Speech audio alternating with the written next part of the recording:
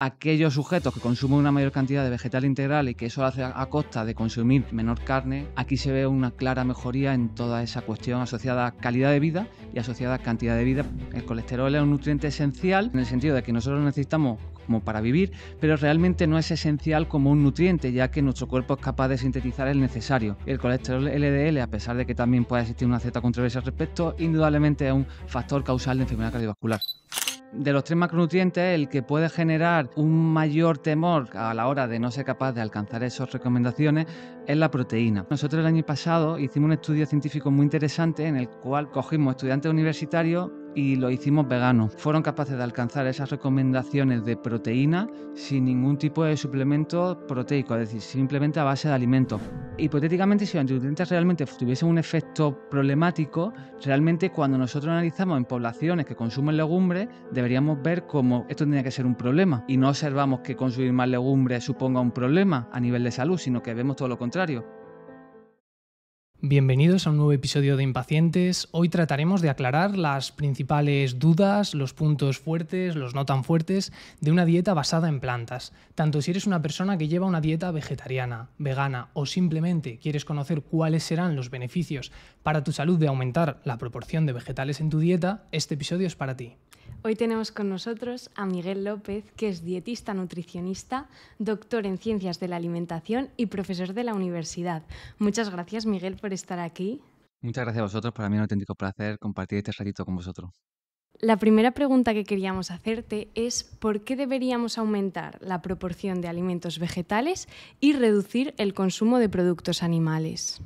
Fenomenal. Quizás esta es una de las preguntas que subyace bajo la manera en la que nosotros entendemos la ciencia. Creo que es importante de inicio eh, hablar o desarrollar lo que entendemos como proceso científico, porque muchas veces parece que la ciencia es algo que está muy alejado de un poco la población general y creo que es importante entender lo que es la ciencia. Realmente la ciencia no deja de ser el mejor método que el ser humano ha desarrollado hasta el día de hoy para entender fenómenos naturales y de esa forma poder predecir cosas como puede ser una patología.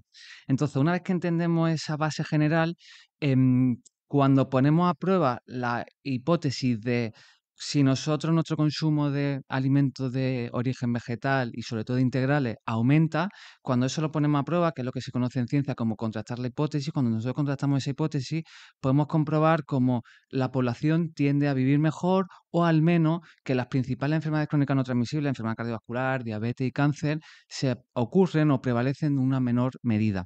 Entonces, de forma general podríamos partir sobre esa cuestión y no sé si queréis que después lo vayamos desarrollando, pero sobre todo hay una consideración muy importante en nutrición y es en un contexto como puede ser la farmacología o en otro ámbito, en los estudios hace una cosa que se llama el grupo placebo. El grupo placebo es un grupo que no toma nada. En nutrición no existe un grupo placebo como tal, sino que en nutrición estamos comparando al consumir una cosa respecto a consumir otra cosa distinta.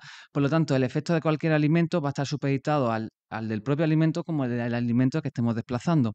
Por lo tanto, ya no solamente decir consumir más o menos carne, sino cuando nosotros consumimos más o menos carne, ¿qué estamos dejando de consumir? Entonces aquí está la clave y el matiz principal bajo el cual en los estudios se identifica de una forma clara y una cosa clave en la ciencia, que es replicar los estudios. Cuando nosotros replicamos, se observa que aquellos sujetos que consumen una mayor cantidad de vegetal integral y que eso lo hace a costa de consumir menor carne o carne procesada, sobre todo, aquí se ve una clara mejoría en toda esa cuestión asociada a calidad de vida y asociada a cantidad de vida, porque estos son lo que se conocen como los objetivos de toda la ciencia de la salud, hacer que una persona viva más tiempo y que lo haga con una mayor calidad. Grasas saturadas, colesterol, enfermedad cardiovascular. Me gustaría empezar yendo directamente al grano. ¿Cuál es la relación entre estas? Vale, quizás este es uno de los temas, de los tópicos que más controversia genera la nutrición, incluso dentro de los propios profesionales de la nutrición, pues parece como que existen bandos distantes al respecto. Aquí yo creo que si nos ceñimos a la ciencia o al menos al método científico más riguroso, podemos constatar como que, por un lado, una cuestión que muchas veces recae y es hablar de que el colesterol es esencial. El colesterol es un nutriente esencial, o sea, en el sentido de que nosotros lo necesitamos como para vivir, pero realmente no es esencial como un nutriente, ya que nuestro cuerpo es capaz de sintetizar el necesario. Por lo tanto, el exógeno no es necesario en ningún sentido. Y de la misma forma, ese colesterol dietético que estamos introduciendo se identifica de una forma bastante significativa o notoria que a mayor consumo de colesterol dietético, esto supone un incremento del colesterol LDL. El colesterol LDL, a pesar de que también puede existir una cierta controversia al respecto, indudablemente es un factor causal de enfermedad cardiovascular. Es verdad que no es una dosis, no es una relación dosis dependiente o una relación lineal, que eso también es una de las problemáticas por las cuales hay estudios que muchas veces se utilizan en redes sociales para decir que el consumo de huevos no aumenta el riesgo de enfermedad cardiovascular, del colesterol dietético, o sea, del colesterol plasmático, por la forma en la que se expresa la relación entre la ingesta de colesterol dietético y colesterol plasmático. Claro, porque muchos de estos estudios, ¿no?, tienen una duración determinada, pero precisamente los efectos de estos niveles elevados de colesterol suelen venir a largo plazo, las consecuencias. Y mucha gente en los comentarios a nosotros nos lo ponen, pues yo llevo 4 años o 2 años comiendo un montón de carne, un montón de grasas y estoy perfectamente. No lo negamos, pero es que las consecuencias vienen a muy largo plazo, ¿no? Claro, aquí hay un término muy importante en el ámbito de la biomedicina que es la dosis de exposición, es decir, unos determinados valores de colesterol plasmático en un momento específico del tiempo no dicen nada, porque lo que importa es cuánto tiempo se mantienen elevados esos niveles de colesterol plasmático. Y claro, quizá un poco por la percepción que tenemos, vivimos un poco en la inmediatez y quizá en toda esta cuestión, y por eso se llama enfermedades crónicas no transmisibles, no se manifiestan de un día para otro, sino que tienen un largo periodo de latencia. Y ese largo periodo de latencia hacen que el riesgo vaya aumentando conforme ese colesterol plasmático se mantiene elevado durante un periodo de tiempo sustancial. Y otro tema importante en este contexto de las dietas basadas en vegetales es el de la proteína, que además es un tema que está muy de moda últimamente, se ve mucho en redes sociales y yo creo que la mayoría de nosotros habremos escuchado esa afirmación de que las proteínas vegetales son de peor calidad que las animales. Entonces, ¿qué dice la evidencia científica? Es cierto que de los 3 macronutrientes, el que puede generar un mayor temor a la hora de no ser capaz de alcanzar esas recomendaciones es la proteína. La proteína tanto en términos de cantidad como de calidad. Por un lado, en términos de cantidad, se piensa que la proteína, a cualquiera de nosotros, cuando hablan de proteína, se me viene a la cabeza un trozo de carne o un huevo o la leche. A nadie se viene a la cabeza las legumbres, por ejemplo. Cuando en realidad que si hacemos en términos absolutos la cantidad de proteína, cada 100 gramos de legumbres en seco, es cierto, tienen 25 gramos de proteína. La soja texturizada tiene 50 gramos de proteína cada 100 gramos de producto. Es cierto que, por ejemplo, las legumbres, los seres humanos hemos desarrollado la gran capacidad de hacer tratamientos tan complejos como puede ser remojarlo, como puede ser someterlo a un proceso de cocción, que gracias a esos procesos estamos eliminando los famosos antinutrientes que mucha gente desaconseja el consumo de legumbres por estas cosas que no tienen ningún tipo de base científica al respecto. Pero más allá de ello, por un lado, las legumbres son la principal fuente de proteína de origen vegetal porque en términos cuantitativos no se alejan tanto de la cantidad de proteína que puede tener un producto de origen animal. 100 gramos de carne, en términos generales, decimos que son unos 20 gramos de proteína. Las legumbres cocidas, las típicas que podemos comprar en el supermercado ya en un bote, pueden tener unos 7-8 gramos de proteína cada 100. La dosis más o menos promedio pueden ser unos 200-250 gramos de estas legumbres cocidas. Eso haría una estimación de unos 18-19 gramos de proteína. Quiero decir que más o menos se pueden equivaler a nivel de cantidad de proteína. El otro matiz, la calidad.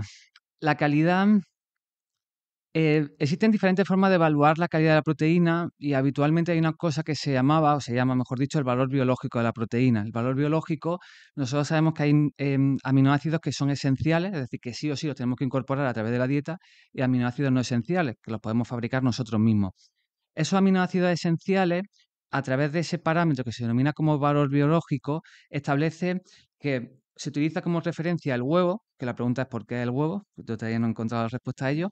El huevo se establece como el patrón y a partir de ahí se evalúan la cantidad de aminoácidos esenciales que tiene el huevo. Si un alimento tiene menor cantidad de alguno de esos aminoácidos esenciales respecto al huevo, se considera que es deficitario. Las proteínas de origen vegetal, por ejemplo, los cereales o las legumbres son deficitarias, es decir, tienen una menor cantidad de algunos de estos aminoácidos esenciales, como puede ser la metionina y la lisina. Ahora bien, este parámetro está actualmente, al menos en el método o sea, en la ciencia o en la literatura científica que tenemos actualmente, está obsoleto, en el sentido de que tenemos métodos mucho más precisos para evaluarlo. Dos de ellos, de forma muy sencilla, se llaman PDCAAS y DIAS. Básicamente, estos dos parámetros lo que evalúan es ya no solamente por un lado, parten o cambian el paradigma del huevo, porque no tiene mucho sentido, y justamente lo que hacen es evalúan la digestibilidad de la proteína, es decir, porque de nada nos sirve saber cuánta cantidad de proteína tiene un alimento, porque lo que a nosotros nos interesa es cuánto absorbemos nosotros realmente. Entonces se evalúa la digestibilidad de esa proteína y en base a cuánto de ese aminoácido nosotros somos capaces de digerir, lo comparamos con las recomendaciones que establece la OMS para cada uno de los grupos poblacionales. Por eso, para estos parámetros existen un valor específico para niños, un valor específico para adultos y un valor específico para personas mayores. Y esto es, digamos, un parámetro mucho más certero y mucho más fehaciente para compararlo y para dar recomendaciones.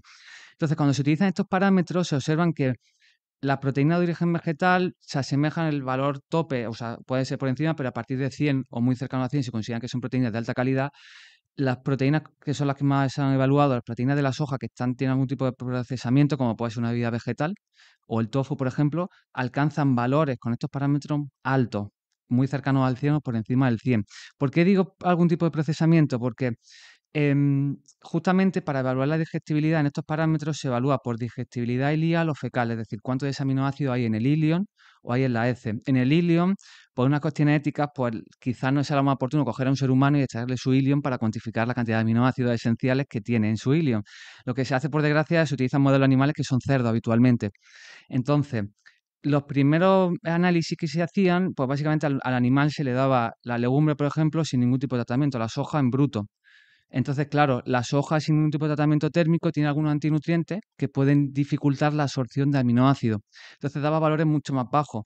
Cuando lo que se ha analizado son alimentos comunes, que son los que consume el ser humano, como puede ser la bebida de soja, como puede ser el tofu, aquí se observa que la digestibilidad es muy alta o es alta, partiendo un poco de la premisa que se tenía anteriormente. Entonces, en ese sentido, tanto en términos de cantidad somos capaces de alcanzarlo, en términos de calidad también somos capaces de alcanzarlo, pero incluso yendo un paso más allá, muchas veces los seres humanos tendemos a complicarnos mucho más la vida de lo que es. Quiero decir, la cantidad de proteína que necesitamos es, o al menos respecto al consumo que hay, el consumo de proteína actual es mucho más alto respecto a las recomendaciones que se establecen. Entonces, de forma general, la cuestión de la proteína sería una problemática en una condición que es básicamente que solamente nos alimentásemos a partir de un solo tipo de alimento. Esto puede ser un problema en países subdesarrollados que solamente se alimentan, por ejemplo, a base de trigo, dígase. Entonces, claro, porque todos los alimentos, otra cosa importante, todos los alimentos em, tienen aminoácidos esenciales. Otra cosa es la proporción, porque muchas veces se dice que las proteínas de origen vegetal no tienen aminoácidos esenciales. Sí que tienen aminoácidos esenciales. Todos los alimentos, en términos generales, tienen aminoácidos esenciales. Otra cosa es la proporción. Por lo tanto, si entendemos que todos los alimentos tienen aminoácidos esenciales, sería una problemática si solamente consumiésemos un alimento, porque como ese alimento es el único que consumimos y a lo mejor puede ser la proporción de ese aminoácido muy bajita, esencial, pues aquí sí que podríamos llegar a un problema. O en ese caso, o cuando la ingesta de proteína que hiciéramos fuera mucho más baja de las recomendaciones. Pero en países como puede ser España, el consumo de proteína está muy por encima o está encima o elevado respecto a las recomendaciones y encima tendemos a consumir diferentes alimentos o diferentes proteínas de origen vegetal. Porque claro, aquí viene otra cuestión importante y es que yo terminé la carrera de nutrición hace, si no recuerdo mal, ya casi 7, 8 años, y a mí me acuerdo que me enseñaban que en la carrera de nutrición te enseñaban de que había que complementar la proteína, lo típico de combinar las lentejas con el arroz, y que parecía que si no lo hacía in situ ya todo se perdía, y era como algo necesario en ese momento. Es que estaba pensando justo en eso, porque es lo típico que siempre dicen, ¿no? Como lentejas y arroz, como si no tuviéramos muchos otros alimentos, muchas otras fuentes. Y tanto eso, y encima que parecía que tenía que ser como in situ, en el mismo momento. La realidad es que no, la realidad es que nosotros cuando ingerimos una proteína, nosotros tenemos en sangre un pool de aminoácidos, y ese pool de aminoácidos, cuando nosotros ingerimos una proteína que puede ser deficitaria en ese aminoácido llamado, por ejemplo, metionina, nuestro pool de aminoácidos en sangre reporta o aporta ese aminoácido que es deficitario respecto a la proteína que estamos consumiendo. Por lo tanto, conseguimos ya una proteína completa. Ahora bien, nuestro pool de aminoácidos se quedaría deficitario en ese aminoácido que ha cedido al torrente, en este caso a esa proteína. Aquí lo único importante sería que a lo largo del día incorporásemos otro alimento que contribuyese esa metionina, pero no es algo que tenga que hacerlo al momento, sino que en el transcurso del día, algo que yo creo que de forma general cualquier ser humano en unas condiciones que tenga capacidad de consumir diferentes alimentos hace sin ser especialmente consciente o con la intención de llevarlo a cabo. Wow, cuántas cosas, ¿no? Hemos aclarado aquí, cuántos mitos. Entonces, en cuanto a cantidad, podemos así por resumir un poco, se pueden obtener suficientes proteínas, ¿no? De una dieta vegetal, no haría falta suplementarlo con batidos, con proteína en polvo, lo que fuera. Y en cuanto a calidad, hemos dicho que con estos otros métodos, que quizá puedan ser un poco más específicos o más acertados, podemos alcanzar una gran calidad, pese al tema este de la digestibilidad, ¿no? Que se dice un poco de, bueno, es que tienen mucha fibra las fuentes vegetales, se digieren peor. No es un problema esto tampoco, ¿no? Vale, muchas preguntas que tienen varias respuestas. La primera, el tema de la suplementación. El tema de la suplementación parte bajo la cuestión de un complemento, es decir, cuando nosotros a través de la alimentación no somos capaces de alcanzar, puede ser una ayuda. De la misma forma, la suplementación muchas veces es un recurso muy cómodo para muchas personas porque a lo mejor les pilla de camino al trabajo o en una circunstancia que es mucho más sencillo tomarte un batido a lo mejor de proteínas que tomarte una comida sólida. Pero tiene que ser como un recurso complementario y no muchas veces lo que parece que es como algo necesario para llegar a alcanzar recomendaciones o lo que tú necesitas. Nosotros, ya aprovecho y meto una cuña publicitaria, nosotros el año pasado hicimos un estudio científico muy interesante en el cual básicamente cogimos estudiantes universitarios y lo hicimos veganos. Lo hicimos veganos y, claro, para ellos fue un choque bastante significativo porque venían pues, de una alimentación omnívora, muchos comían en casa, dependían de la comida que le hacían su familia y ellos básicamente estaban consumiendo 1,4 gramos de proteína kilogramo de peso día, que es incluso un poquito más alto respecto, desde mi opinión, al valor necesario que necesitamos en última instancia. Yo, junto a varias personas que fueron los que nos encargamos de hacer la planificación, todas las personas fueron finalmente 22 personas, fueron capaces de alcanzar esas recomendaciones de proteína sin ningún tipo de suplemento proteico, es decir, simplemente a base de alimentos. Es decir, que es factible y se puede llevar a cabo. Obviamente hay alimentos que pueden ser más interesantes. También aquí aparecen algunos alimentos con un mayor procesamiento que pueden ser algo complementario, pero que la base de tu alimentación tiene que ser vegetales integrales, ¿vale? En ese sentido. Y la otra pregunta que me había dicho al Lo final, otro era el tema de cómo de fácil se pueden digerir, ¿no? Por el tema de la fibra. Es otra cosa que mucha gente habrá oído. efectivamente, en el caso de la fibra, cuando nosotros. Claro, esto es un matiz complejo, pero una cosa es la tolerancia que nosotros tenemos, lo típico que mucha gente asocia, de cuando tomo legumbres me dan gases o problemas digestivos. Y otra cosa es la absorción de proteína. La fibra no es uno de los nutrientes que pueda tener un efecto muy notorio a la absorción final de proteína. Pueden ser otra serie de antinutrientes, que son inhibidores de la trisina o otro tipo de antinutrientes que sí que lo pueden hacer, pero que básicamente con el remojo, con la cocción, son suficientes para disminuir su proporción y que en última instancia no haya cambio. Y con el tema de esa percepción que mucha gente tiene, que esto es muy habitual, yo también en consulta veo mucha gente que al principio sobre todo asocia que las legumbres le sientan mal y que la han dejado de tomar porque le sientan mal y que lo toma un día y se ha ido porque ya no puede volver a tomar. La realidad es que las legumbres se caracterizan porque tienen oligosacáridos. Nosotros, los hidratos de carbono de forma muy sencilla, pues tenemos monosacáridos, disacáridos, que serían dos monosacáridos, y a partir de ahí aparecen los oligosacáridos, que son unidades hidrocarbonadas hasta 10, a partir de los cuales aparecen los polisacáridos.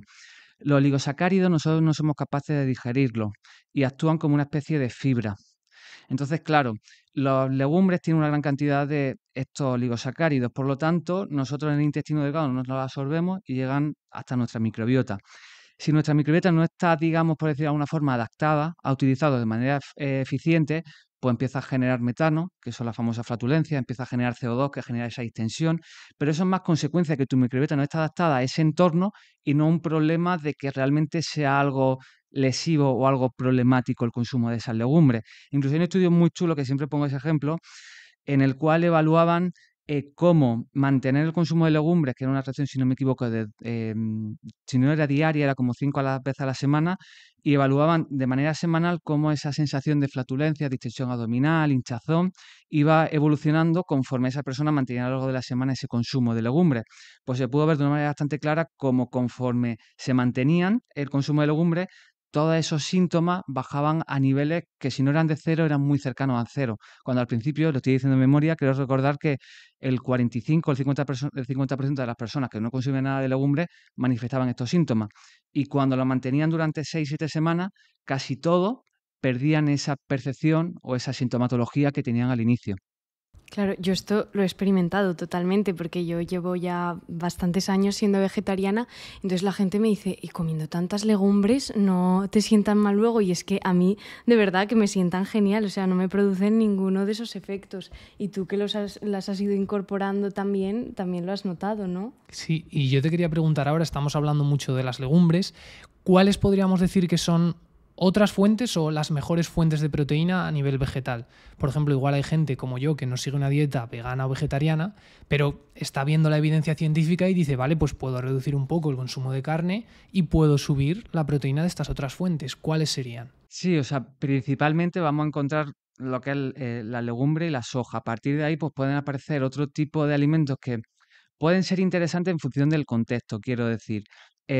Los frutos secos tienen una cantidad de proteína significativa. O bien, los frutos secos, como su propio nombre indica, están secos, lo que significa que no tienen agua. Y eso implica que la proporción de macronutrientes es elevada, como pueden ser grasa. Eso viene a decirnos en última instancia que tiene un aporte energético alto. Entonces, claro, en función del contexto, utilizar, por ejemplo, los frutos secos para consumir la suficiente cantidad de proteína puede suponer adherirlo a un consumo o una ingesta energética mayor, pero en función del contexto puede ser un recurso. Quiero decir con esto, una persona deportista que tenga que tener una ingesta energética muy elevada, las legumbres, sin lugar a dudas, o sea, perdón, los frutos secos son, sin lugar a dudas, un recurso muy útil para aumentar los requerimientos energéticos en esta población que muchas veces se piensa que por seguir este tipo de dieta va a ser muy difícil alcanzar una ingesta energética alta, porque es cierto que de manera general los vegetales integrales decimos que tienen una baja densidad energética, es decir, ocupan mucho espacio y aportan poca energía, pero no todo. Entonces, utilizar de manera más eficiente uno u otro en función de lo que pues, estemos buscando o de en última instancia lo que queramos. Pero en términos absolutos, la principal fuente de proteína vegetal es, sin lugar a la duda, las legumbres, y a partir de aquí la mayoría de alimentos, como pueden ser los frutos secos, como pueden ser algunas semillas, la chía, por ejemplo, como pueden ser algunos cereales, pueden ser complementos para que unido a la legumbre podamos alcanzar esa ingesta de proteína. Y una cosa importante, y es que yo estoy o sea, en clase siempre pregunto el consumo de o sea, de legumbre, perdón, que hacen los alumnos a la semana, porque muchas veces, cuando pregunto en relación a las recomendaciones, en 2023 salieron las recomendaciones de la ESAN, que es la Agencia Española de Seguridad Alimentaria, y hicieron unas recomendaciones que se decían saludables y sostenibles, porque actualmente todas las autoridades sanitarias asociadas a la nutrición ya no solamente vale dar recomendaciones por una cuestión de salud individual, sino que se hacen recomendaciones entendidas como salud global. Por eso todas las recomendaciones actuales ya son lo que se entienden como saludables y sostenibles, intentando aunar esas dos cosas que van de la mano. En estas recomendaciones de la ESAN, que parten de un famoso manuscrito que se llama Il Lancet, que fue a nivel internacional, en estas recomendaciones se establece el consumo de legumbres de entre 5 y 7 a la semana, es decir, casi de consumo diario. Claro, yo esto cuando lo digo en clase a todos se llevan la mano a la cabeza de, jo, me va a decir que tengo que consumir legumbres todos los días, cuando la realidad es que la mayoría de las personas, al menos en España, el consumo, por ejemplo, de carne lo pueden hacer perfectamente todos los días, porque siempre está el jamoncito en el desayuno, la pechuga de pollo que aparece en el desayuno, puede aparecer en la comida, puede aparecer en la cena, es decir, que puede estar en todas las comidas y puede estar en todos los días. Pero algo tan cultural y tan intrínseco que muchas veces no nos replanteamos. Y decir a una persona que consuma legumbres prácticamente todos los días parece como una barbaridad o algo fuera de lo común, cuando en principio puede ser básicamente el desplazamiento de la carne un poco en relación a la primera pregunta que me habéis comentado. Qué interesante, ¿verdad? Y qué bien poner esto en este marco, porque es verdad, otros alimentos ni nos lo replanteamos o todos los días o incluso varias veces al día, ¿verdad? Y la legumbre sí que la gente se echa las manos a la cabeza. Una amiga nuestra, que es vegana, nos ha transmitido la siguiente pregunta que quería que te hiciéramos, y es que, claro, ella, como has comentado, utiliza mucho la legumbre, pero también la soja y productos derivados de la soja, ¿no? Para obtener esta proteína. Es deportista, sabe la importancia de la proteína, vale. Y la preocupación que ella tiene es que al final, claro, sabe lo importante que son los alimentos naturales o mínimamente procesados y se ve al final del día comiendo pues varias veces, ¿no?, alimentos procesados derivados de la soja. Y nos dice hasta qué punto esto puede llegar a ser un problema o puede ser perjudicial. Vale, es verdad que al final toda la parte plant-based es un nicho de mercado y hace que la industria pues intente meterse en ese nicho y empieza a desarrollar muchos análogos cárnicos, análogos al queso, análogos a cualquier producto de origen animal. Y claro, en esa búsqueda de mimetizar, por ejemplo, la carne, pues pierdan las características intrínsecas de los alimentos de origen vegetal. Y a veces pues le añaden mucha cantidad de aceite de coco, que tiene mucha grasa saturada, sal, otra serie de ingredientes, que hace que se pierdan, digamos, esa calidad interior que podían tener este tipo de alimentos. Ahora bien, aquí, en términos generales, la recomendación absoluta que tenemos que decir es que cuanto mayor consumo de vegetales integrales, mejor. Bajo esa premisa, cada persona tiene que intentar llevar a cabo esta recomendación general a sus características individuales. De todas maneras, hay un estudio interesante realizado por Christopher Garner, que es el señor que se ha hecho un poco, bueno, el investigador, que ha adquirido como mucho reconocimiento porque es el señor que hizo el documental de Netflix, el famoso documental de los gemelos. Este señor, que es una eminencia a nivel de ciencia en la nutrición, básicamente, hizo hace varios años un estudio muy interesante que comparaba el efecto que tenía desplazar el consumo de carne, eran tanto carne roja como carne blanca de pollo, tanto por vegetales integrales, así como por análogos cárnicos. Ellos utilizaban algunas marcas, que no voy a decir marcas porque no va a hacer publicidad, pero algunas marcas de carne o de hamburguesas que son muy conocidas en Estados Unidos. Y básicamente les decían a los sujetos, tenéis que dejar de consumir 2 raciones, si no recuerdo si eran 2 raciones, no, 3 raciones a la semana de carne roja, la tenéis que desplazar o por vegetales integrales, un grupo, o el otro grupo tiene que hacerlo por estos análogos cárnicos. Se vio como las mejores, o sea, los mayores beneficios fueron sin lugar a dudas los que consumían vegetales integrales, que eran básicamente, pues tanto legumbres entendidas como garbanzos, lentejas, también tofu, seitán. Ahí fueron los mejores beneficios a nivel de salud cardiovascular y se vio que aquellos que lo desplazaban por este tipo de análogos, es verdad que perdían parte de los beneficios, pero se quedaban un poco intermedios. Es decir, que no se explotaban todo lo mejor que podíamos buscar, pero había una cierta mejoría. Se me ha olvidado comentar un factor muy importante en mi pregunta y era, claro, que estas alternativas intentaba que fueran saludables. Por ejemplo, el tofu normal, sin otros añadidos, pues sí que ha sufrido un procesamiento. O bocados de soja, ¿no? Que también podríamos poner nombres, también. O incluso seitán, tempeh. O sea, ha quedado muy interesante la respuesta porque así vemos que no todo lo plant-based va a ser sano si sufre un procesamiento y se le añaden muchas cosas. La pregunta que yo quería hacer realmente es, ¿este mínimo procesamiento que llevan estas otras alternativas sin añadidos va a ser perjudicial o no? Vale, claro. Aquí entramos lo que es tofu, seitán, todo este tipo de productos, es como bien comentar, en términos generales lo que podríamos entender como un mínimo procesamiento. Hasta la fecha que yo tengo constancia y leo mucho sobre el respecto, pero puede ser que se me pierda algún estudio. No conozco un estudio que compare como tal el consumo, por ejemplo, de tofu, tempeh respecto a la legumbre entendida como soja. No hay un estudio al respecto. Mi planteamiento es que la diferencia en el caso de haberlas no tendría que ser especialmente notoria, pero esto es mi hipótesis. Como todo en ciencia hay que corroborarlo, porque muchas veces decimos cosas y sobre todo aquí esto parte de la premisa, la típica habitual de una cuestión más evolutiva, otras consideraciones que hipótesis muy chulas, muy interesantes, pero cuando se contrasta se ve que no se justifica. Entonces, creo, y esta es mi opinión, esto no es nada corroborado, creo que las diferencias en el caso de verlas serían poco notorias o poco significativas. En este tipo de productos, como puede ser el tofu, que si bien sabéis, el tofu es básicamente coger la bebida de soja y se coagula, es decir, un proceso de coagulación con coagulantes como la forma en la que obtenemos el queso a partir de la leche. Incluso en el caso del tofu es interesante porque en el tofu para coagularlo se pueden utilizar como coagulante y como estabilizante. Se utilizan, por ejemplo, sulfato de calcio. El sulfato de calcio como coagulante tiene ese efecto, obviamente, de estabilizar, digamos, la emulsión, pero de la misma forma actúa por el propio componente que tiene el sulfato de calcio como fuente de calcio. Y el tofu es una fuente de calcio muy interesante. No todo el tofu, pero sí gran parte del tofu puede ser una fuente de calcio muy interesante en términos absolutos y además en los estudios que hay estudios muy interesantes al respecto, la absorción del calcio del tofu cuando está suplementado o enriquecido, fortalecido con este sulfato de calcio es muy similar a la de la leche. Entonces, incluso en algunos casos, este mínimo procesamiento puede tener, digamos, como un efecto colateral, la complementación con algún tipo de nutriente que lo haga que sea también interesante. Qué guay, qué pasada. Tanto tiempo consumiendo tofu y no tenía ni idea de esto, pero tiene todo el sentido. Hablando de soja y de sus derivados, dos argumentos que suele poner la gente en contra de la soja.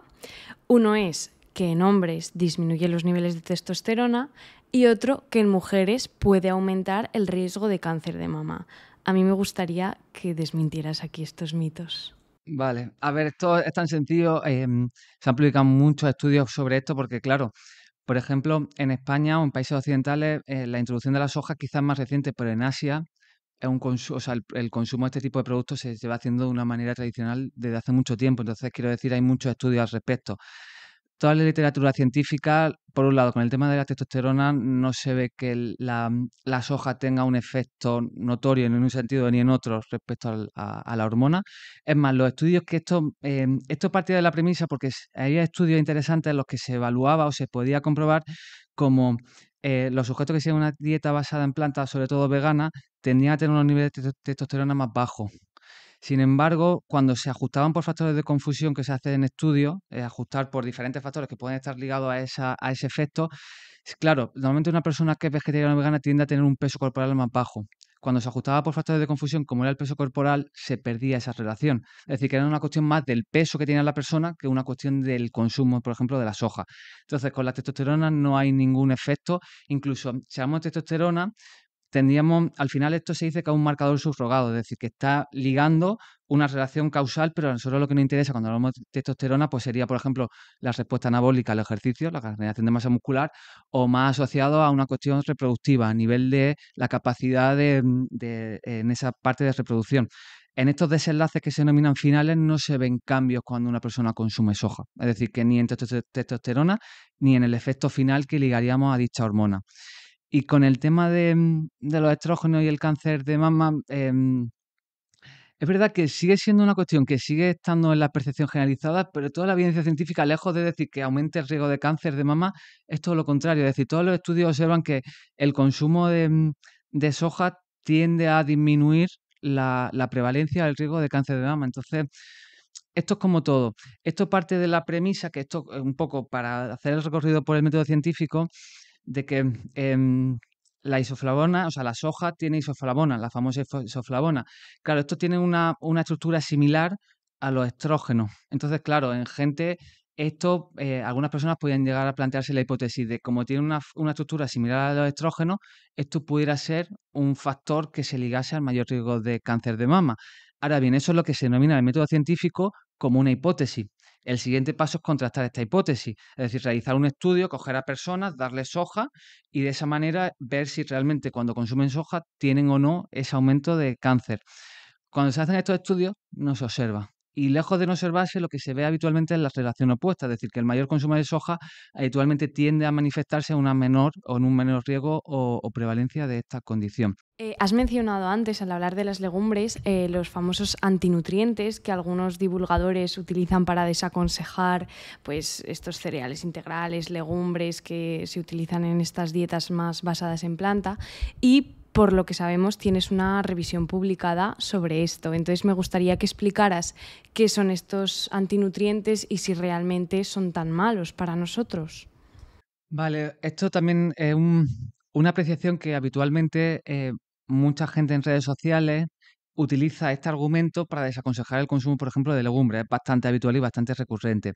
De forma muy general, el antinutriente es una denominación general de muchos componentes de la dieta, o sea, que están presentes habitualmente en alimentos de origen vegetal, y estos antinutrientes tienen la capacidad de formar complejos con algunos minerales, como pueden ser el hierro o el zinc, y al formar complejos a nivel intestinal o en el torrente sanguíneo, o sea, sobre todo a nivel intestinal, hacen que nosotros no los podamos absorber. Entonces, como que estamos perdiendo parte de la calidad presente en un determinado alimento que estamos consumiendo. Ahora bien, en la mayoría de estudios que se realizaron inicialmente, lo que se hacían era que se evaluaba en modelos animales, habitualmente en ratas, en ratones, y básicamente les daban dosis muy altas de estos antinutrientes y veían el efecto que tenían. En humanos hay pocos estudios y habitualmente lo que se ha podido comprobar, y esto sí que es fehaciente, que cuando se evalúan la concentración de estos antinutrientes en alimentos que son los que nosotros consumimos, es decir, nadie en su sano juicio, al menos que yo tenga constancia, consume lentejas crudas. Ahí sí sería un problema y bastante grave en el sentido de que no podríamos aprovechar parte de ese valor nutricional de este caso de la lenteja. Se ha podido comprobar en muchos estudios como métodos comunes, tradicionales, que la gente hace sin ser consciente del impacto real que puede tener a nivel nutricional, como puede ser remojar. Habitualmente todas las personas remojamos una legumbre antes de consumirla. Eso ya supone una mejoría de la presencia de algunos antinutrientes, como pueden ser los fitatos, que se llaman, también los salatos, aunque no están tan presentes, el ácido fítico, todos estos componentes que, por ejemplo, con el remojo, con el proceso que se puede asociar a la cocción al vapor o en una cocción a alta temperatura, la fermentación, la germinación, prácticamente todos los tratamientos térmicos, tratamientos tecnológicos que se hacen, son suficientes para disminuir la proporción de estos antinutrientes y que en última instancia se minimice la pérdida de algunos de estos minerales, como puede ser el hierro y el zinc, que pueden ser, digamos, necesarios, esenciales para el ser humano. Pero incluso yendo un paso más allá, y esto ya más por curiosidad, la capacidad de formar complejos por estos antinutrientes está haciendo que, por un lado, empiece a adquirir que el término de antinutrientes quizá no sea lo más apropiado, porque antinutriente tiene como una connotación negativa, digámoslo, porque incluso empieza a haber estudios muy interesantes en los cuales, de igual forma que estos antinutrientes pueden formar complejos con cosas que en principio queremos porque son necesarias, también son capaces de formar complejos con cosas que no queremos, como pueden ser metales pesados. Entonces, hay estudios, por ahora la mayoría que hay, que yo tengo constancia, son en animales, los cuales cuando se dan dosis elevadas de estos antinutrientes, no los que están presentes en un alimento cocinado, son capaces a lo mejor de formar complejos con el mercurio, son capaces de formar complejos con componentes que en principio pueden tener un efecto negativo, deleterio sobre la salud. Entonces, incluso fuera del paradigma, en función de qué queramos, pueden tener incluso un beneficio. Claro, es que visto así y explicado y entendiendo un poco qué son los antinutrientes, como que da mucho menos miedo, ¿no? Porque cuando lo oyes en redes sociales parece que van a ser como anticuerpos, que te van a ir a atacar a tu intestino, ¿no? Claro, incluso yendo un paso más allá, esto es, muchas veces lo que nos pasa en nutrición es que pecamos de una cosa que se suele llamar como nutricionismo, en el sentido de hablar de los alimentos como si fuesen un nutriente y decir que un alimento es bueno porque tiene mucha cantidad de un nutriente. Y eso es un poco, desde mi punto de vista, eh, mm, con poco rigor científico, por decir buenamente, en el sentido de que hipotéticamente, si los antinutrientes realmente tuviesen un efecto problemático, realmente cuando nosotros analizamos en poblaciones que consumen legumbres, deberíamos ver como, de consecuencia, entre otras cosas, de la presencia de antinutrientes, esto tendría que ser un problema. Y no observamos que consumir más legumbres suponga un problema a nivel de salud, sino que vemos todo lo contrario. Es decir, que hipotéticamente la presencia de antinutrientes o es muy baja, o en el caso de que hipotéticamente tuviese un problema, realmente no ejerce un efecto especialmente significativo o deleterio sobre la salud. Y por eso también, y ya aprovecho, porque últimamente lo veo mucho en redes de que se aconsejan consumir alimentos o cosas porque tienen mucha cantidad de algún nutriente. Y como he dicho, desde mi punto de vista eso no tiene ningún sentido, o al menos poco riguroso, porque nosotros no consumimos nutrientes, consumimos alimentos, y los alimentos son una matriz en la cual hay muchos alimentos y cada uno de ellos forma, digamos, de forma sinérgica un efecto final sobre la salud. Y no porque, dígase, pues soy muy pesado con el tema de la carne, pero no porque la carne tenga mucha proteína vamos a aconsejar consumir carne, porque muchas veces se aconseja hay que consumir carne porque tiene mucha proteína o tiene mucho hierro. Eso no es, digamos, de rigor, porque a nosotros nos interesa saber el efecto de ese alimento. Quiero decir, esto se ha utilizado mucho por la industria del vino para promover el consumo del vino. Siempre se ha dicho que el vino tiene mucho resveratrol, que no es antioxidante. Te da igual que tenga mucho resveratrol si tiene otro componente que cuando analizamos, que se llama etanol, tiene un efecto notorio, por ejemplo, sobre el cáncer, en este caso global. Entonces, nos da exactamente igual la presencia de nutrientes que pueda tener un potencial beneficio si cuando lo analizamos en su conjunto vemos que lejos de tener un beneficio tiene un perjuicio. De hecho, gran parte de la industria se aprovecha de esto, ¿no? Pues, por ejemplo, las típicas galletas que le añado tal, o el yogur con aditivos, edulcorantes, tal, pero que lleva más proteína. Y entonces la gente acaba cayendo. Lo acabamos resumiendo todo a algo, ¿no? No hacemos análisis muy complejos, las decisiones de compra es sí, no. Y veo que tiene mucho de esto, me han dicho que es bueno, sí, pum. Y acaba pasando esto que Claro, dices. si es que al final, justamente lo que has dicho, ahora quizá hay un boom bastante significativo con la proteína y parece que cualquier alimento que tenga proteína, o que sea el más proteína de cualquier alimento, es más beneficioso, mejor. Y la verdad que es poco redundante, poco significativo, porque al final la matriz es todo. Incluso hay un caso súper bonito, al menos desde mi punto de vista, porque soy bastante friki en esto, pero es súper bonito porque hay una cosa que se llama nitrato. Los nitratos es el motivo por el cual en la carne procesada se cataloga como un carcinógeno en humano, entre otra serie de cosas, porque los nitratos forman nitrosamina y las nitrosaminas son un carcinógeno en humano. De forma interesante, los vegetales, algunos vegetales también tienen nitrato, como la remolacha. Incluso en el ámbito deportivo se utiliza mucho el zumo de remolacha porque tiene un efecto vasodilatador, actúa como precursor del óxido nítrico. Esto es súper interesante porque en el caso de la carne procesada, los nitratos pasan a nitrosamina. En el caso de los vegetales, como la acelga, la espinaca o la remolacha, los nitratos pasan a óxido nítrico y el óxido nítrico es vasodilatador. el efecto es totalmente distinto y la matriz, o sea, el efecto es totalmente distinto y la partida, el componente de partida es el mismo, que son los nitratos. Y aquí lo que se puede identificar es la matriz, es lo que influye en si se forma nitrosamina o se forma óxido nítrico. Los vegetales, de forma coadyuvante, tienen una cosa que se llaman muchos antioxidantes, muchos polifenoles, que son exclusivos del alimento de origen vegetal. Esos polifenoles promueven que la reacción que se forme sean en la cual se genera ese óxido nítrico. En la carne no hay polifenoles y hay otra serie de condicionantes, como son aminas, algunas aminas específicas, que promueven que se forman nitrosamina. Entonces, esto es un ejemplo de que a pesar de que sea el mismo alimento, o sea, el mismo componente a nivel estructural, que sean nitratos, lo que engloba ese alimento es lo que dictamina el efecto final sobre la salud. Qué interesante, Miguel, y con qué claridad lo explicas, me encanta. Ahora me gustaría alejarnos un poco de la población general y, bueno, hablar de personas deportistas, pero entendiendo personas deportistas como gente como Víctor, como yo y como seguramente tú, es decir, no como deportistas de élite. Gente que se cuida, ¿no? Gente que se cuida, que está interesada en su salud y que practica deporte a diario o casi a diario. ¿Estas personas pueden tener un buen rendimiento siguiendo una dieta vegana o vegetariana? Vale, eso es una pregunta interesante y al respecto, eso plantearía, por ejemplo, consecuencia de la proteína, la hipótesis de que como hay algunos componentes que en principio son peores, hipotéticamente, podemos hacer estudios que corroboren o que contrasten esa hipótesis. Cuando se hacen estudios en los cuales se evalúa el consumo o seguir una dieta vegana respecto a una dieta omnívora y se evalúan, que aquí está la clave, se evalúan desenlaces finales. ¿Qué quiero decir con desenlaces finales? Cuando nosotros hablamos, por ejemplo, de rendimiento, pues lo podemos vincular a ganar masa muscular o podemos vincular a que a la hora de realizar algún ejercicio como press-banca, premilitar o algo similar, ese rendimiento sea mejor o sea peor.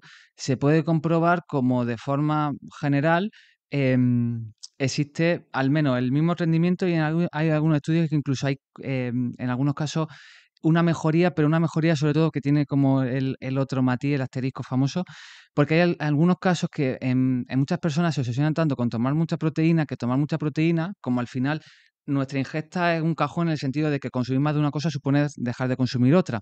Muchas personas se obsesionan tanto con tomar mucha cantidad de proteína que pueden hacer que, por ejemplo, el consumo de hidratos de carbono sea más bajo. Y los hidratos de carbono son un nutriente clave o muy importante en el rendimiento deportivo por el glucógeno y otras cosas, cuestiones. Entonces, claro, cuando hay estudios observacionales se puede observar que en algunos casos el consumir tanta proteína hace que algunos sujetos coman muy poca cantidad de hidratos de carbono y eso incluso haga que el rendimiento cuando se compara con sujetos vegetarianos o veganos incluso sea peor. Pero de forma general, siendo riguroso, de forma general se observan que no hay diferencia. Hay un estudio muy interesante que es un poco lo que intentamos replicar en el estudio que he comentado antes del año pasado, que ahora si queréis lo comento un poco más al detalle porque más relaciona a eso. Un estudio muy interesante de una científica brasileña que se llama Victoria Vía, en la cual cogieron sujetos y le dieron una ingesta a nivel energética de macronutrientes y sí, sobre todo de macronutrientes, micronutrientes no, macronutrientes que fuese equivalente, es decir, que tanto omnívoros como veganos consumiesen lo mismo. La cantidad de proteína en su estudio era de 1,5 kilogramos de peso día, simplemente. Claro, ahí se pudo comprobar cómo, a pesar de que la ingesta de proteína era igual, en términos absolutos, la cantidad de aminoácidos esenciales, los famosos BCA, aminoácidos de cadena ramificada, en los que si una dieta omnívora era un poquito más alta la cantidad de esos aminoácidos esenciales. Eh, Eso, hipotéticamente, nos podría llevar a plantear, joder, a lo mejor no consumir tanta cantidad de esos aminoácidos esenciales como la famosa leucina, que todo el mundo habla de la leucina, puede tener un efecto negativo en el rendimiento. Cuando se evaluaron pruebas, tanto composición corporal como se evaluaron pruebas, en ese caso hicieron un ORM en prensa, también extensión de cuádriceps, se vieron como no hubo diferencia en ese rendimiento. Y un poco ligado a esta cuestión, nosotros el estudio que hicimos el año pasado era muy similar a este, pero nuestra intención era ir un paso más allá, en el sentido de que en el estudio que he comentado anterior de Victoria Vía, ellos, para que la cantidad de macronutrientes fuese exactamente igual, lo que hicieron es que le dieron una ingesta de suplementación de soja que, si no recuerdo mal, le estoy diciendo de memoria, eran 56 gramos. Es decir, consumían mucha cantidad de suplementación que no era porque fuese necesaria, sino para que consumiese lo mismo tuvieron, digamos, su opción fue darles a base de suplementación de soja. Nuestra intención o nuestro reto en ese estudio que hicimos era justamente hacer algo que permitiese que la ingesta de macronutrientes fuese exactamente igual en ambos grupos. Y otra cosa súper importante en nuestro estudio fue hacer que fuese igual, que fuese normocalórica y que el peso se mantuviese muy estable durante el estudio, porque bien sabemos que el detonante que puede hacer que nuestro rendimiento sea mejor o peor sea que, por ejemplo, nuestro porcentaje de grasa, nuestro peso corporal tienda a bajar. Entonces, claro, ya no sabemos si es consecuencia de la dieta o es consecuencia de que tú has perdido peso, hipotéticamente. Entonces, para nosotros era muy importante ajustar por ese factor de confusión que llamamos. Nosotros hicimos ese estudio que fueron durante 6 semanas. Los sujetos consumían la misma ingesta energética y la misma cantidad de macronutrientes, hidratos de carbono, proteína y grasa. Y cuando hicimos todas las pruebas, nosotros hicimos volumen de oxígeno máximo con las típicas famosas pruebas de esfuerzo, oxidación de grasa, dinamometría, muchas pruebas para evaluar esfuerzo. Vimos como tampoco había cambio. Es decir, que esto es otro ejemplo de que muchas veces hacemos mucho más compleja la nutrición de lo que es, y hay como unos pilares básicos, que es consumir más vegetales integrales, y otra serie de matices en función un poco del rendimiento deportivo, pero que es mucho más sencillo de lo que muchas veces nos planteamos. Qué importante me parece esto de no quedarnos en mecanismos, en plausibilidades fisiológicas, ¿no? De, bueno, es que este tiene este nutriente, entonces el resultado que yo creo que pasará será este, sino mirar directamente estos resultados. ¿De verdad no ganan la misma masa muscular o pierden en fuerza en repeticiones en press de banca, por ejemplo? Es importante llevarlo hasta el final, ¿no? No quedarnos ahí. Saliendo ahora un poco de esto, una crítica, vamos a decir, muy común a las dietas veganas, vegetarianas son, bueno, muy bien, voy a reducir el riesgo de otras enfermedades, tal, pero una dieta que necesite suplementación porque hay ciertos nutrientes que ahora veremos si sí o si no son carentes, no me parece una dieta la más adecuada, ¿no? Entonces, si te parece, vamos a empezar por uno de ellos, pues, por ejemplo, por el hierro, podemos empezar a hablar. ¿Se puede obtener en una dieta vegetariana? ¿Es de peor calidad que el que obtenemos en una dieta omnívora?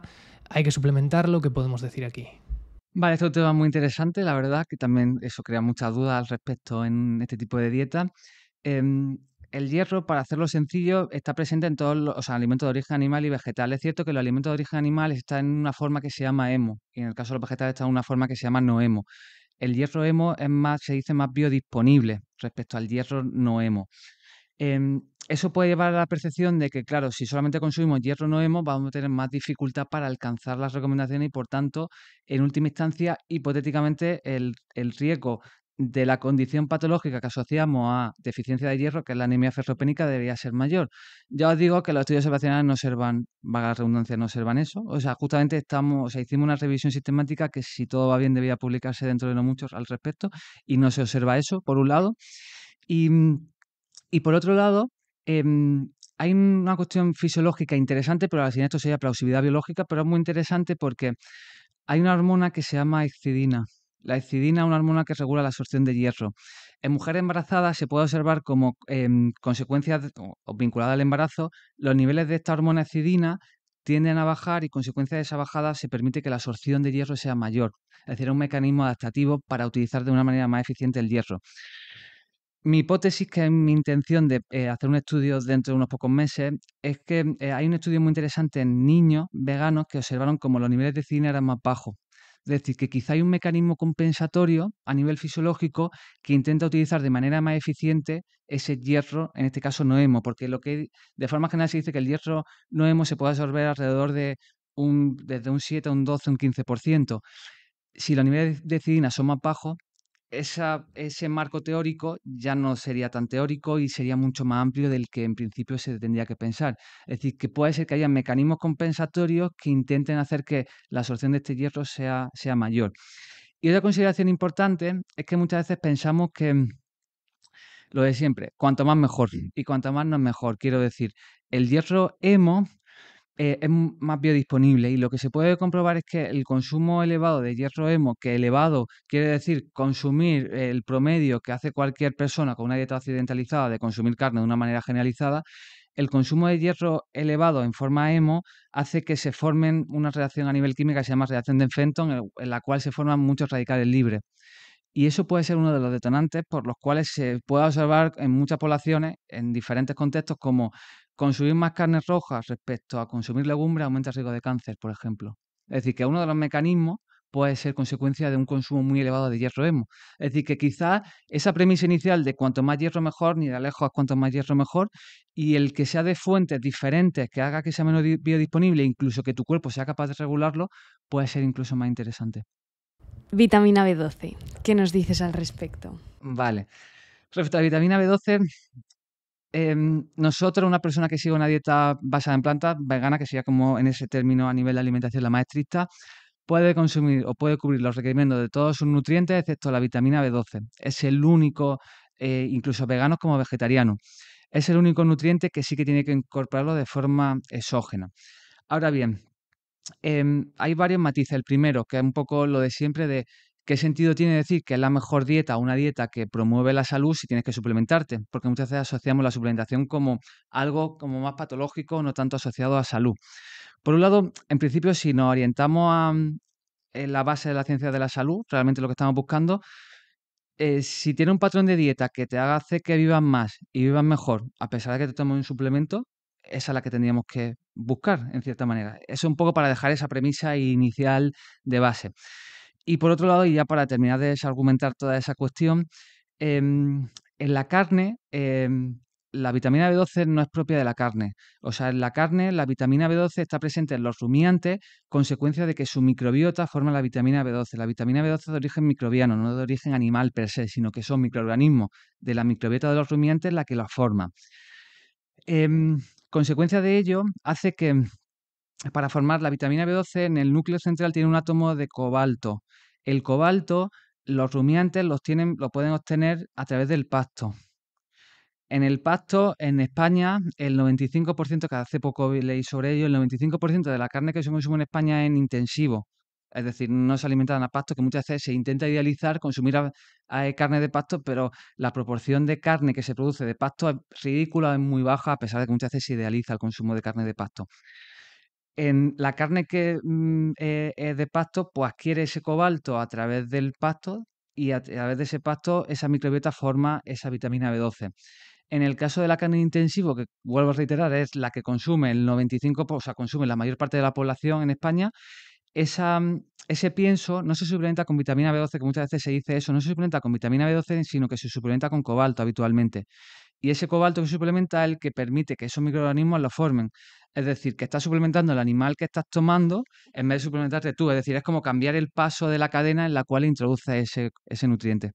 Qué pasada. Asombroso. O sea, es que, bueno, Sí. yo iba a decir que mucha gente a mí me suele decir, bueno, pero es que, pues lo que comentábamos, ¿no? Necesitas esa suplementación. E igual es posible que yo sea más consciente de lo que estoy comiendo gracias a mi dieta vegetariana, porque pues investigo sobre ello, me preocupo de tener todos los nutrientes necesarios y igual hay gente que te increpa un poco por eso y luego ellos están comiendo cualquier carne, cualquier cosa que se encuentran de ultraprocesados, ¿no? Y entonces a mí me explota mucho la cabeza con eso. Sí, como que se suele juzgar mucho, ¿no? Al Sí, que quiere llevar exacto. este tipo de alimentación y otras cosas las damos por hecho como procesados o que ni pensamos de dónde viene la carne ni nada de... Claro, aquí entra lo de siempre, la cultura. Y eso también es una problemática que muchas veces se dicen y se utiliza un poco también como argumento de que la mayor parte de las personas que se hacen veganos, vegetarianos, lo terminan dejando.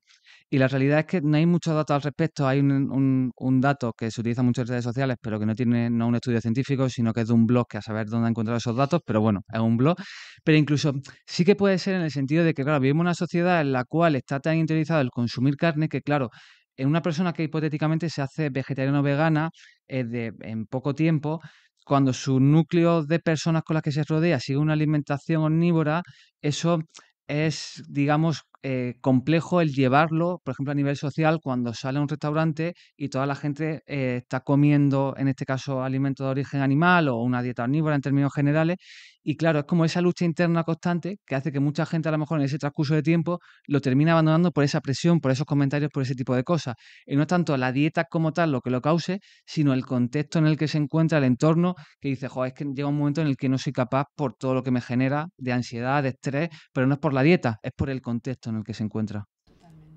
Antes has mencionado que la B12 es el único nutriente, ¿no?, que debemos suplementar en una dieta vegana o vegetariana.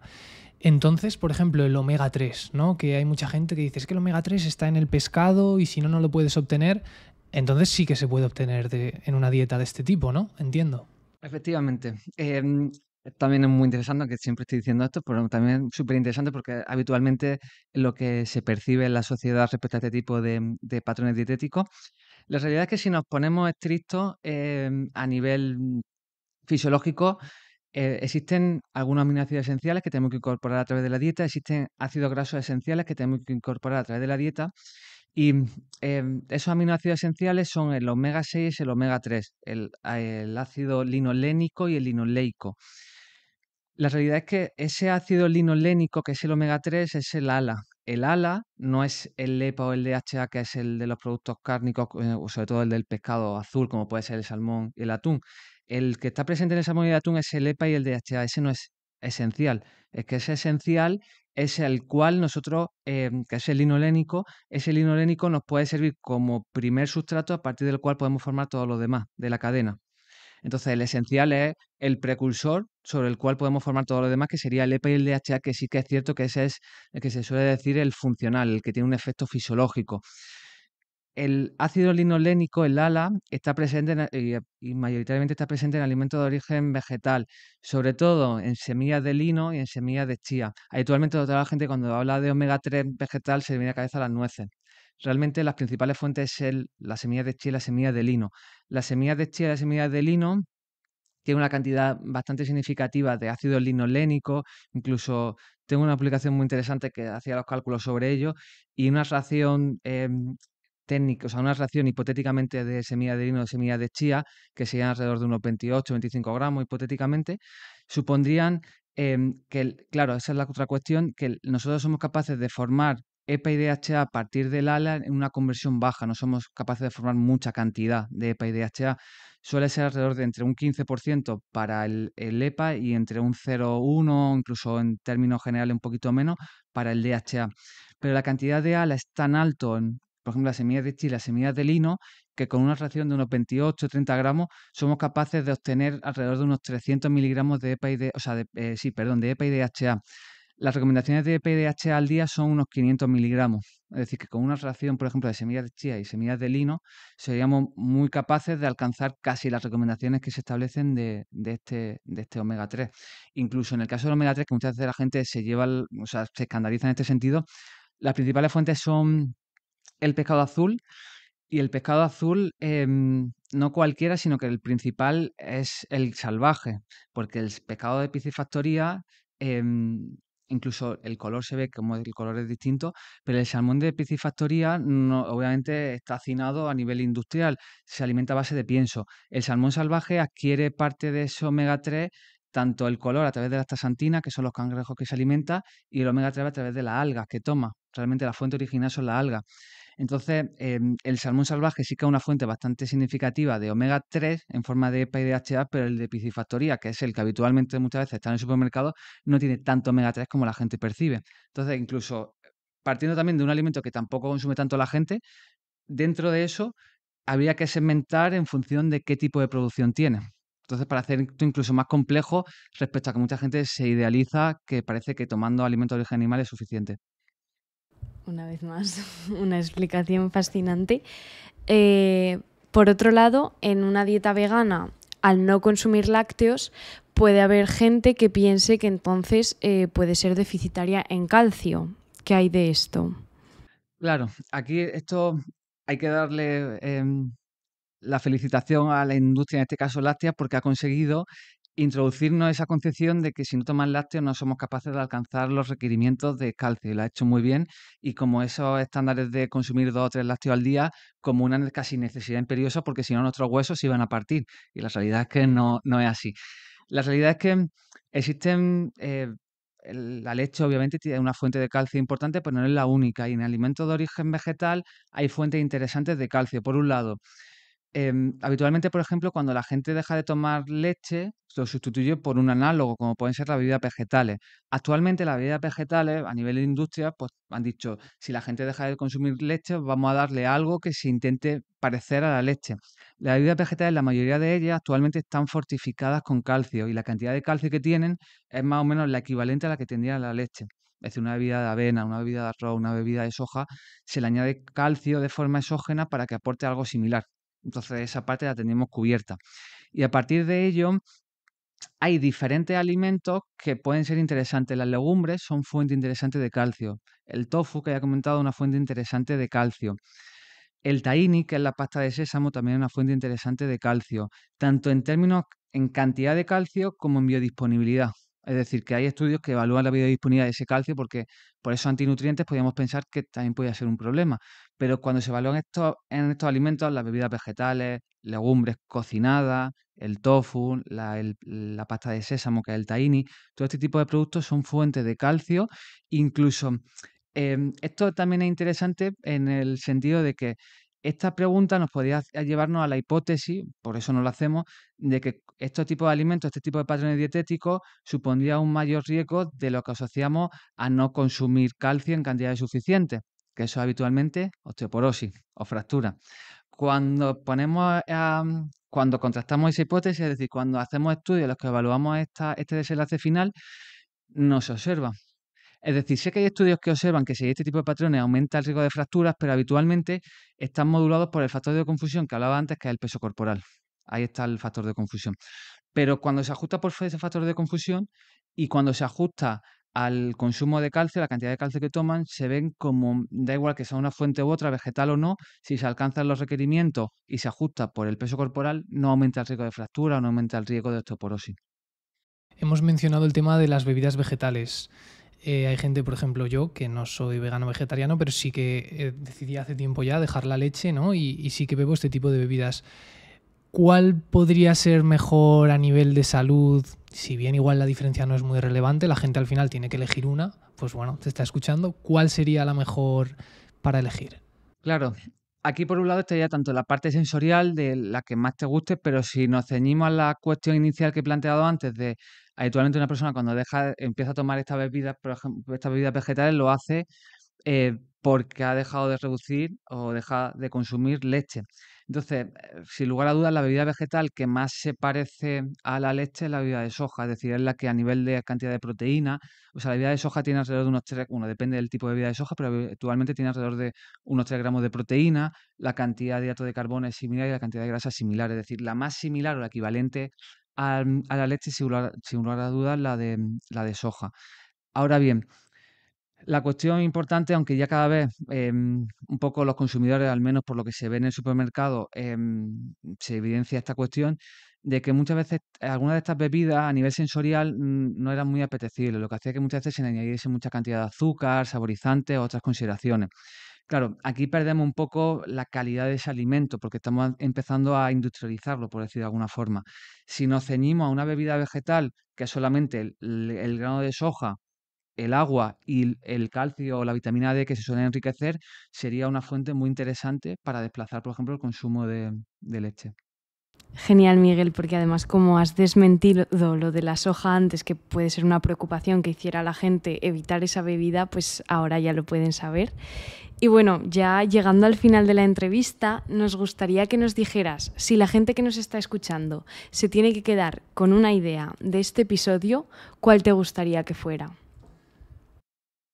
Un poco ligando todo lo que hemos ido hablando en el transcurso de la conversación, sin lugar a dudas, como profesional sanitario, nosotros tenemos que dar aquellas recomendaciones que a través de la mejor manera de entender el mundo en el que vivimos, que es el método científico, nos dicen que nos permiten que una persona viva más tiempo y lo haga mejor. Y sin lugar a dudas, si tenemos ese contexto en mente, a nivel de dieta, que es lo que estamos hablando actualmente, aquellas dietas en las cuales se consuma un mayor consumo de vegetales integrales son las que manifiestan de una forma bastante clara y fehaciente que somos capaces de que una persona viva mejor y encima que disminuya el riesgo de muchas patologías de estas enfermedades crónicas no transmisibles que hemos hablado durante todo el transcurso de la conversación. Pues muchas gracias, Miguel. La verdad es que, bueno, lo quiero decir aquí a los que nos están escuchando, poder traer a nuestro podcast a gente de la que hemos aprendido y seguimos aprendiendo en redes sociales, la verdad es que es todo un honor, ¿no? Iba a decir una suerte poder contar contigo hoy aquí. Teníamos muchísimas ganas de hacer esta entrevista porque ambos seguíamos a Miguel desde hace mucho tiempo, así que muchísimas gracias por venir. Por mi parte ha sido un auténtico placer compartir este ratito con vosotros y espero que haya aportado y que haya sido de valor. Nos vemos en el siguiente episodio. Adiós. Adiós.